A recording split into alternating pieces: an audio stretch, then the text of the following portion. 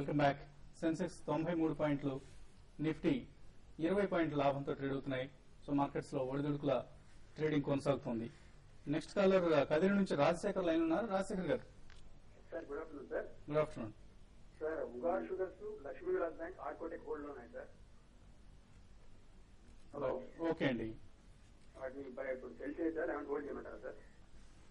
Arcotech 60 rupees లో by చేశాను. Okay అండి. ఉగా షుగర్స్ 60 రూపీస్ లో బై చేశాను, 16 లో. లక్ష్మీ విలాస్ బ్యాంక్ 125 లో బై చేశాను sir. All three stocks hold చేయండి, ఏం కంగారు లేదండి. షుగర్ లో కూడా టర్న్ అరౌండ్ కనిపిస్తుంది అనమాట. స్లోగా స్టడీగా రీటైల్ ప్రైజెస్ జంప్ తో పాటు ఇటు స్టాక్ ప్రైజెస్ కూడా పెరుగుతున్నాయి అన్ని కంపెనీస్. యాజ్ ఆఫ్ నో ఈ ఉగార్ కూడా హోల్డ్ చేయండి. ఆర్కోటెక్ మాత్రం డెఫినెట్లీ ఈ కరెక్షన్ లో మీరు యావరేజ్ చేయగలిగితే ఫ్రెష్ బయింగ్ చేయాలన్నా కూడా చేయొచ్చు. క్లోజర్ టు 40 రూపీస్ అనమాట. థర్డ్ క్వార్టర్ రిజల్ట్ కూడా బాగుందని చెప్తున్నారు. పోస్ట్ థర్డ్ క్వార్టర్ తిరిగి 60 రూపీస్ అటెంప్ట్ చేస్తుంది స్టాక్ అని చెప్పి అనుకుంటున్నాను. ఫండమెంటల్స్ వైజ్ కూడా మీరు అబ్జర్వ్ చేస్తుంటారు. అది 1 రూపీ పెయిడ్ అప్ షేర్ ని కన్సాలిడేట్ చేసి 10 రూపీస్ పెయిడ్ అప్ షేర్ చేశారనమాట.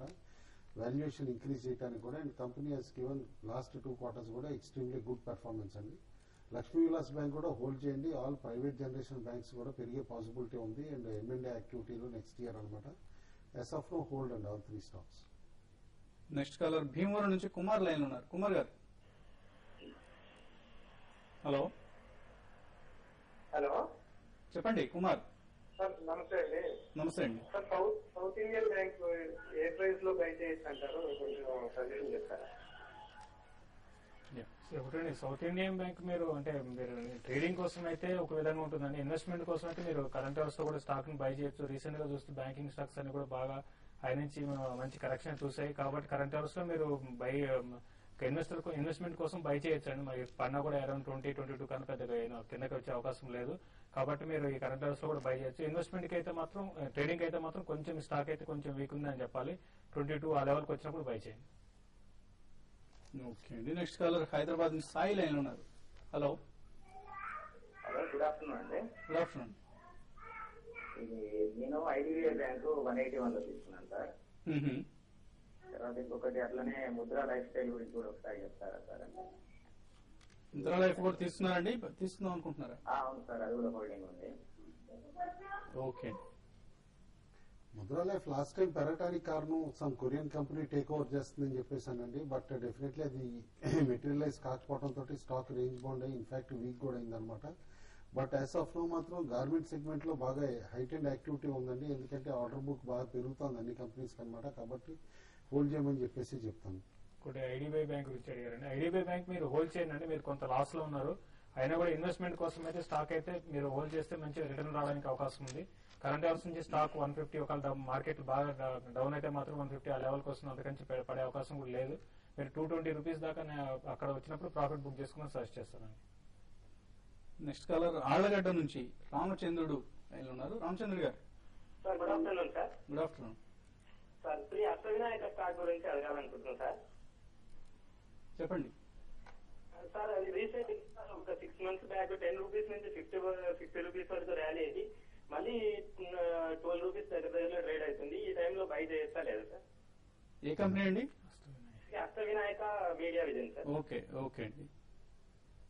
ఈ కంపెనీలో ఆన్ అండ్ ఆఫ్ యాక్టివిటీ మనం గమనిస్తాం. అంటే ఒక్కటే రీసెంట్లీ ఏదైతే ఆపరేటర్ స్కామ్ దాంట్లో ఇన్వాల్వ్మెంట్ ఉందో అందులో ఈ కంపెనీ పేరు కూడా వచ్చిందండి. కాబట్టి అప్పటి నుంచి స్టాక్ స్ట్రాంగ్ గా పడిపోవడం కూడా మనం చూసాం అనమాట. అండ్ రీసెంట్ గెయిన్స్ ఏదైతే వచ్చిందో 60 రూపీస్ అప్పుడు దబాంగ్ ఫిలిం హిట్ అయినప్పుడు వచ్చిందనమాట. అయితే తర్వాత నెక్స్ట్ రిలీజ్ ఇమీడియట్ కంపెనీది ఫ్లాప్ అవ్వటం, దాంతో పాటు కంటిన్యూస్ గా స్టాక్ ఈ ఆపరేటర్ దాంతో కనెక్టెడ్ ఉండటం వలన డౌన్ సర్క్యూట్స్ రావటం మనం చూసాం. యాజ్ ఆఫ్ నౌ కూడా అవాయిడ్ చేయమంటాను. ఫ్రెష్ బయింగ్ అయితే స్టాక్ లో చేయొద్దండి. ఎందుకంటే క్లారిటీ వచ్చే వరకు ఈ ఈక్విటీ హోల్డింగ్స్ ఏవైతే కనుక డంప్ అయినాయో మార్కెట్ లో దానిపైన ఈ ఆపరేటర్ క్లియరెన్స్ కానీ ఇవన్నీ వచ్చే వరకు అవాయిడ్ చేయండి స్టాక్ ని. నెక్స్ట్ కాలర్ విజయవాడ నుంచి లైన్ ఉన్నారు. సత్యనారాయణ. హలో. హలో, చెప్పండి సత్యనారాయణ గారు. సార్ మ్యాన్ ఇన్ఫ్రా అండి. మ్యాన్ ఇన్ఫ్రా స్టాక్ ఓకే అండి. 360 రూపాయలు తీసుకున్నాము.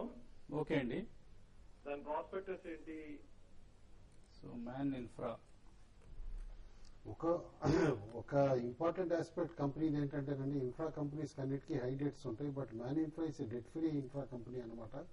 కాబట్టి అదొకటి మేజర్ పాజిటివ్ కంపెనీకి. ఆర్డర్ బుక్ కూడా డీసెంట్ గా ఉంది. Along with under performance of other infra company stock కూడా అండర్ పెర్ఫార్మ్ చేసింది.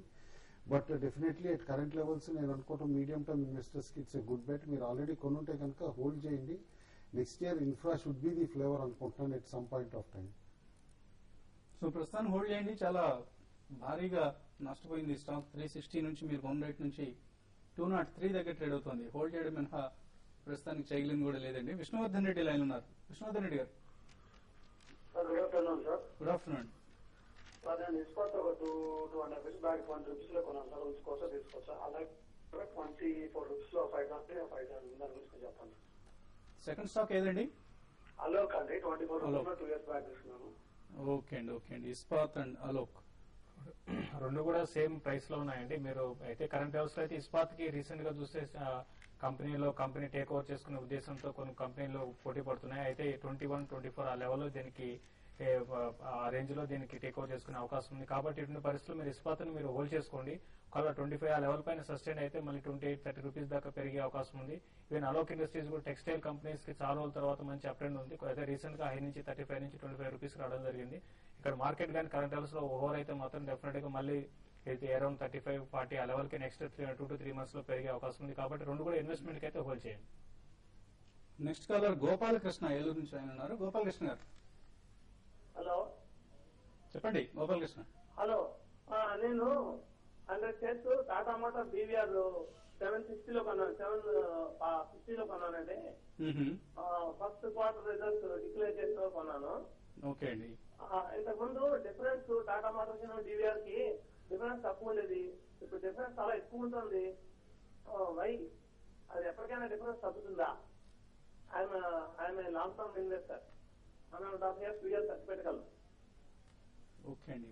వై ఫస్ట్ మీరు డివిఆర్ కి నార్మల్ షేర్ కి డిస్టింక్షన్ అర్థం చేసుకుంటే కనుక ఎందుకు ఇప్పుడు ఈ మధ్య పెరుగుతుంది అనేది మీకు అర్థమైపోతుందండి.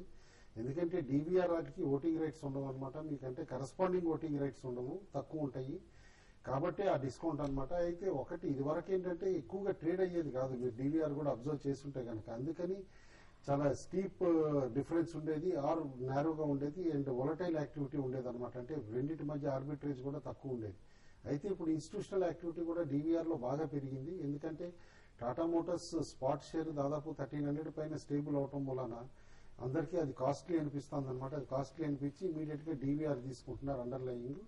అయితే ఈ డివిఆర్ కున్న ఈ డిస్టింక్షన్ వల్ల మీకు ఆ గ్యాప్ పెరుగుతుంది అనమాట. ఇదివరకు తగ్గిన గ్యాప్ ఏదైతే ఉందో కనుక అది ఇప్పుడు పెరిగిపోతుంది. ఎందుకంటే లిక్విడిటీ కూడా పెరిగింది కాబట్టి డివిఆర్ లో. That is the only reason అండి. మీరు లాంగ్ టర్మ్ ఉంటానంటే ఇష్యూడ్ డివిడెండ్ కూడా ఉంటుంది కాబట్టి ఇందులో డెఫినెట్లీ మీకు హయ్యర్ డివిడెండ్ ఉంటుంది కాబట్టి హోల్డ్ చేయండి. ఓకే అండి. సో ఇంకా 4 minutes టైం ఉంది. మన వాళ్ళు అప్పుడే కాల్స్ కట్ చేసినట్లున్నారు. ఎనీవే ఫైనల్ గా ట్రేడర్స్ ఎటువంటి సలహా ఇస్తారు? సో ఒకటే నిఫ్టీ అయితే చాలా స్ట్రాంగ్ ట్రేడ్ అవుతుంది. తర్వాత ఆఫ్టర్నూన్ యూరోప్ మార్కెట్ కూడా చాలా స్ట్రాంగ్ ఉన్నాయి, ఫ్లాట్ గా అప్ మూవ్ లో ఉన్నాయి. కాబట్టి మన మార్కెట్ కూడా ఈ రోజు కొంచెం ఫ్లాట్ గా 20 పాయింట్స్ 25 పాయింట్స్ రేంజ్ లో క్లోజ్ అయ్యే అవకాశం ఉంది. కాబట్టి లాంగ్ పొజిషన్స్ ని హోల్డ్ చేయమని సజెస్ట్ చేస్తాను. మీరు ఎటువంటి సలహా ఇస్తున్నారు? మార్నింగ్ రీఇటరేట్ చేసిన వ్యూనే తిరిగి చెప్తానండి. ఎందుకంటే డెఫినెట్లీ మార్కెట్స్ ఇయర్ ఎండ్ ర్యాలీకి అండ్ ప్రీ బడ్జెట్ ర్యాలీకి ప్రిపేర్ అవుతున్నాయి అనమాట. ఎక్స్పెక్టేషన్స్ ఆన్ Q3 రిజల్ట్స్ కూడా బాగా పెరుగుతుంది కాబట్టి డెఫినెట్లీ నేను అనుకోవటం select stocks advance tax numbers ఏవైతే కట్టినాయో అలాంటి స్టాక్స్ ఆపర్చునిటీ వచ్చినప్పుడు అంటే కరెక్షన్ వచ్చినప్పుడు అలా లైక్ రిలయన్స్ ఇండస్ట్రీస్ మంచి అడ్వాన్స్ ట్యాక్స్ నెంబర్ ఇచ్చింది.